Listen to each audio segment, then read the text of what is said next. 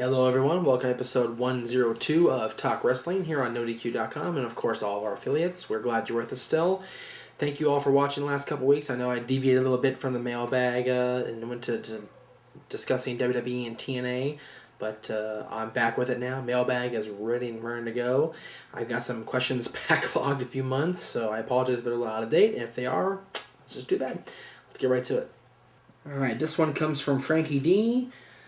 What would you think if the WWE or TNA were to hire actual wrestling fans, no marks, to help write the shows? Okay. First of all, I don't care what anybody says. Any wrestling fan will tell you, no matter what they say, every single wrestling fan is a mark. Every single one. There's no, oh, well, I'm not a mark because of this. I'm not a mark because of that. Every single wrestling fan is a mark. I'm a mark. Aaron's a mark. Jade's a mark. Everybody's a mark. Everybody's a mark. You are too. Jade's here, by the way, with Dylan. Everybody's a mark. So, if WWE were to hire actual wrestling fans, they would be hiring marks. Now, as far as hiring them to help write the shows, they did that with Freddie Prinze Jr. Aaron, is Freddie Prinze still with the creative team? No. There you go. It didn't work out. Freddie Prinze was hired as a wrestling fan to help write the shows and to help be part of the creative process, and it didn't work out. I don't think it worked out with anybody. I could say, well, if they hired me, then but if they hired me, I wouldn't be home. I'd be on the road doing creative every week, and I wouldn't be home to watch the shows and do this show and criticize what they do. I'm a much better critic than I am a writer. There's no doubt about that. So, for me to be on the road and, for any wrestling fan, it's their dream to be part of WWE, but, they wouldn't last 2 weeks as a part of the creative team because they would get their ideas shot down. Because WWE thinks they know what the fans want to see. It's a very different view from what the fans actually want to see, and that's just the way it is. This one's from our buddy Greg Cherry. Do you think a WWE should add a 15 or 20 Diva Royal Rumble match to the annual Royal Rumble pay-per-view? I think it would be a fair opportunity for the Divas to get showcased at WrestleMania in a championship match rather than having to compete in that god-awful Battle Royal, which had no point other than a Diva match on the show. Plus, it wouldn't overkill the concept of the Royal Rumble since that match is exclusive or should be to that particular pay-per-view. Your thoughts? I don't know about adding a Diva Royal Rumble to the Royal Rumble pay-per-view.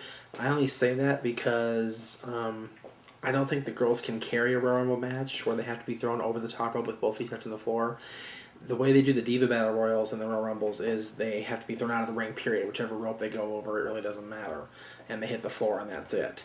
And a lot of the girls can't take over-the-top rope bumps out to the floor. That's just not, that's not conducive to their health because they can't do it. So for them, it would be a bad idea. Overall, adding a Diva match, a Diva Battle Royal to the pay-per-view is not a good idea at all, I don't think. Having those every once in a while on TV is one thing. A Royal Rumble would take way too long. The Rumble itself takes over an hour, figuratively, relatively an hour. And plus they have other matches to showcase on the card as well. If they didn't have a whole bunch of filler, maybe the Royal Rumble Diva Royal Rumble would work, but I don't think it would work for the concept at all. Alright, this guy didn't give me his name, so I'm going to read off his email. This is from Canadian Redneck at torontomail.com. Hey Jeff, do you think WWE should release a history of the United States Championship DVD, and if so, what matches should be included? Okay.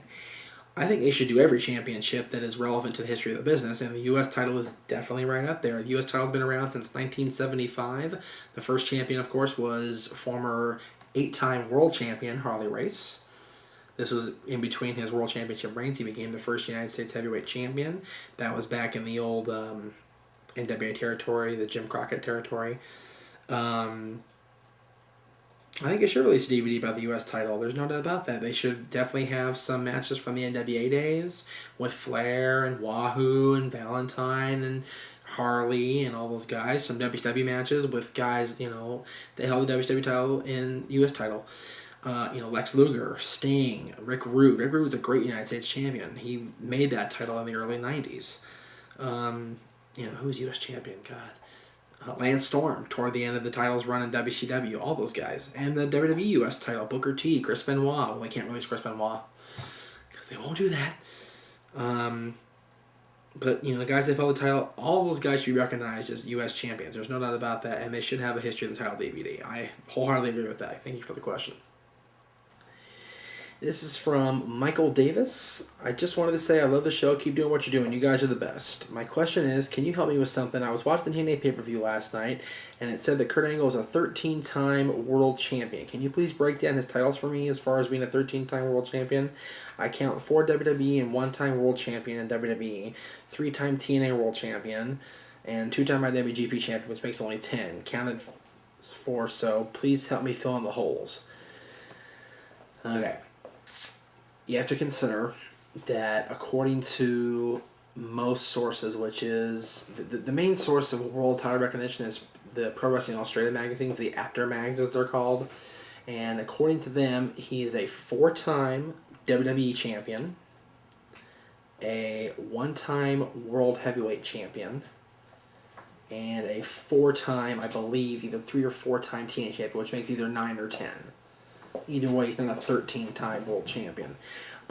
If you count tag titles, he's a 12-time because of the TNA World Tag Team title and the WWE Tag title with Chris Benoit.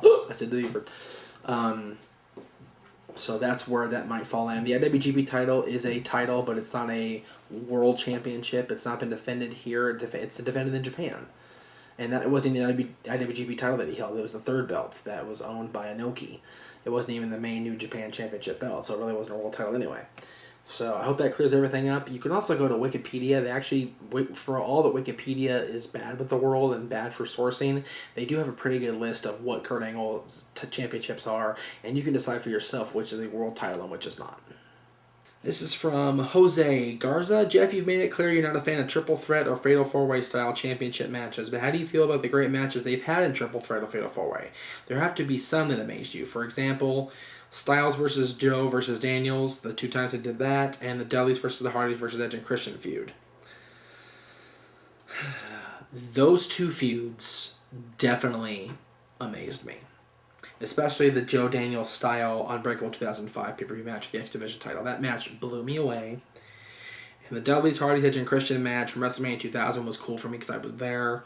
That was cool to see that match live and in person and see all the crazy stuff they came up with in the first ever triangle ladder match. And it went on to TLC and TLC 2.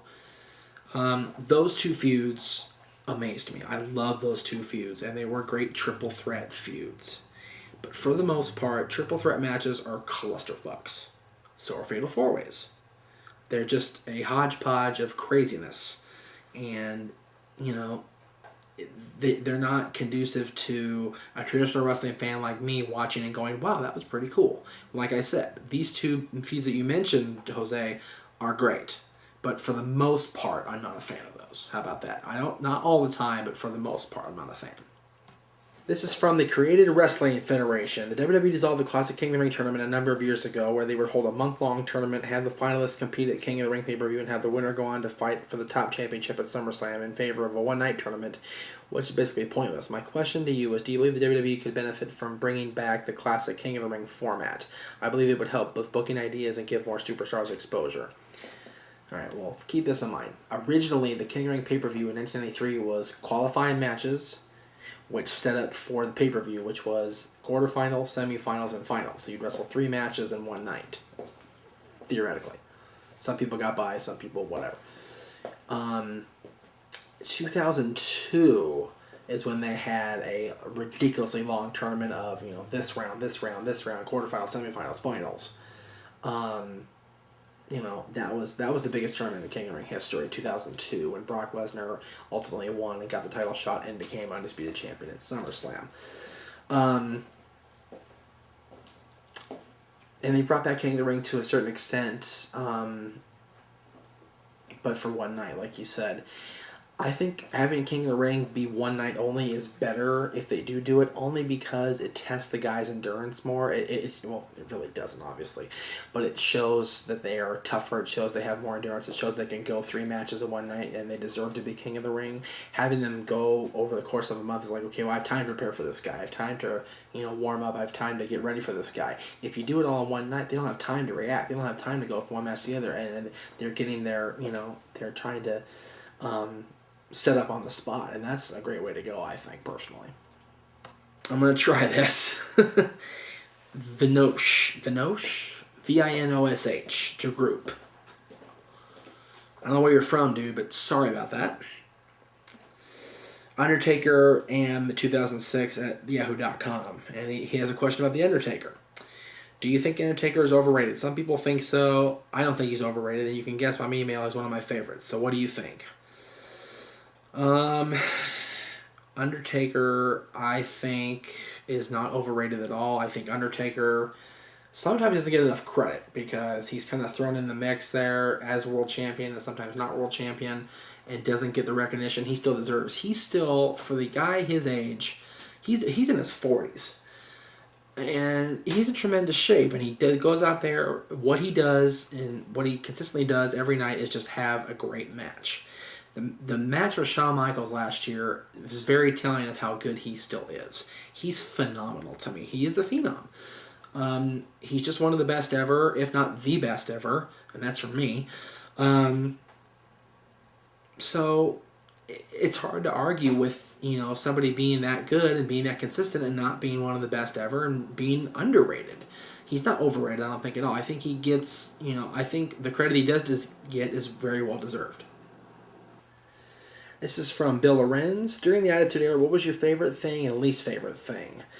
My favorite thing was seeing the two-man power trip dominate and win the tag titles. My least favorite was the Billy and Chuck tag team. I thought that was the most stupidest thing ever. What did you think? The Attitude Era, 1997-ish to 2002 during the brand extension. My favorite thing of the Attitude Era was the overall rise of Steve Austin and his feud with Mr. McMahon during his WWF Championship reigns. My least favorite thing, remember, Billy and Chuck was in the Attitude Era. That was the brand extension era. That was late 2002 when the Billy and Chuck thing went down, okay? My least favorite thing about the Attitude Era probably was the end of it, when the invasion happened, and how bad the invasion went, because it was just awful. It sucked that it went so bad, because it really was a good concept in theory, but it just didn't work out at all. Alright, this guy didn't even give me a number or a name or an email. He gave me a text message. So I'm not going to read his number out on the air, because that would just be mean.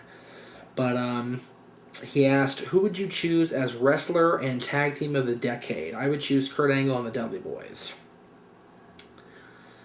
Well, been a lot of great tag teams in the last 10 years, 2000 to 2009, and a lot of great wrestlers, 2000 to 2009. No DQ had a poll on this, on both of these. Wrestler of the decade, this will make Jade very happy, because I think it's true, though. Since 2000, he's been one of the most dominant wrestlers of the 2000s, Triple H. He's been dominant. He's been in the limelight every step of the way. He's had 2 quad surgeries and come back from both and been dominant right after that.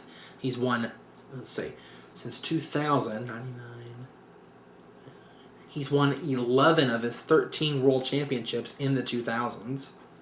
You can't argue with that at all. Tag team wise, I would say the Hardys, but they broke up for part of the time. I don't like the Hardys. It's either the Hardys or the Dudleys. What? Morrison and Miz? Yes, they were good, but they were short term. They didn't long last over the course of most of the decade like the Hardys did, like the Dudleys did, like Edge and Christian did. Edge and Christian, I take that back. They were only together for a year of the decade. Yeah, okay. So either the Hardys or the Dudleys / Team 3D. One of those two. This is from Joe. Dear Jeff, it's been a rivalry between people all over the internet. Who's better, Trish or Lita? Now, my opinion is Trish is the better champion and entertainer. Either if she's a heel or a babyface, she always entertained the fans. Lita is a better wrestler, for example, introducing the diva division to the high flyer style. So, in your opinion, who's the better diva, Trish Stratus or Lita? Thanks a bunch. Love the show. Okay. Lita was definitely the better high flyer of the two. Trish started out as the eye candy that could occasionally wrestle, occasionally mix it up with like Stephanie or the occasional match with Lita or Jackie or whoever. But she evolved into a tremendous overall wrestler as well as entertainer. So based on the evolution of their careers from beginning to end, I have to go with Trish. Trish became the dominant wrestler of the 2000s in the women's division. And there's nobody better than Trish, in my opinion. Thank you all for watching today's episode. Really appreciate your support. Again, thank you all to all 11,000 plus of you that are watching on youtube.com/NoDQCW. Don't forget to go to NoDQ.com for all your latest wrestling news, information, results, everything you can ask for. MySpace, Facebook, Twitter, we're on all of those. And we'll see you next time for episode 103 of Talk Wrestling.